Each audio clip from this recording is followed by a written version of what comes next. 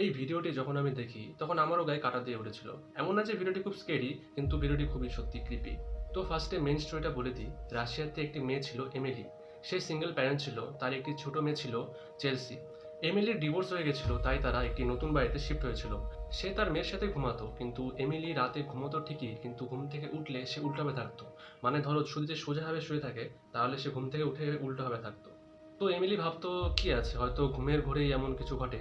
কিন্তু সেম জিনিসটা প্রথম দিন হওয়ার পরও সেটা দ্বিতীয় দিনই হতে থাকলো, এবং সেম জিনিসটা তার পরের দিনও হলো, তার পরের দিনও হলো। এমিলি ভাবছিল এগুলো তার সাথে কি হচ্ছে। এভাবে 15 থেকে 20 দিন যাওয়ার পর এমিলি নিজের রুমের মধ্যে সিসিটিভি ক্যামেরা লাগায়, এটি দেখার জন্য যে রাতের বেলা তার সাথে কি হয়। সেই ভিডিওতে যেটি ক্যাপচার হয় সেটি দেখার পর এমিলি নিজেও খুবই শকড হয়ে গেছিল। সেই ভিডিওটি আমি এখন দেখাবো, কিন্তু তার আগে ওয়ার্নিং দিয়ে দিচ্ছি যে রাতে বা একা ভিডিওটি দেখবেন না।お分かりいただけただろうか。